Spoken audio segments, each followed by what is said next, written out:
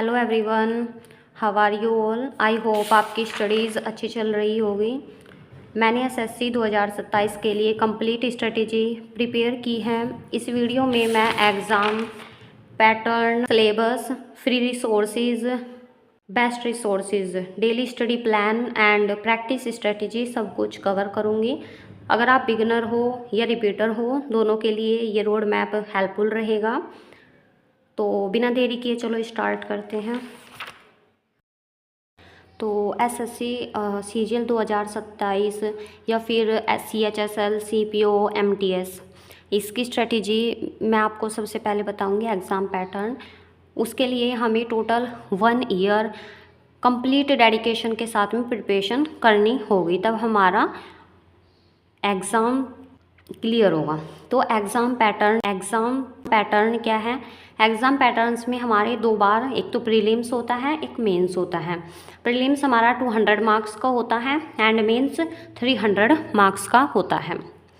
सबसे पहले हम टीयर 1 की बात करते हैं, जो कि हमारा प्रीलिम्स है। तो उसमें हमारे 4 सब्जेक्ट्स होते हैं, GK, English, math and reasoning.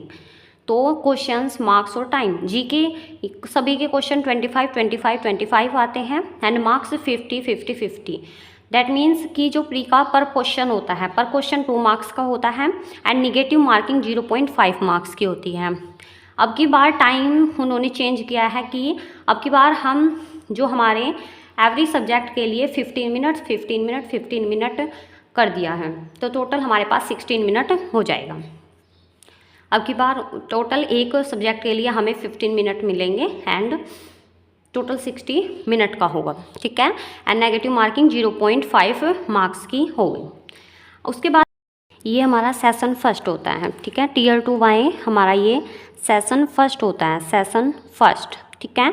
And ये जो होता है सभी स्टूडेंट्स के लिए, ऑल स्टूडेंट्स के लिए कंपलसरी होता है। जो ऑल स्टूडेंट्स होते हैं उनके लिए कंपलसरी होता है, ठीक है। ये सभी स्टूडेंट्स को देना होता है। तो उसमें हमारे 4 सब्जेक्ट हो गए, maths, reasoning, English and GK.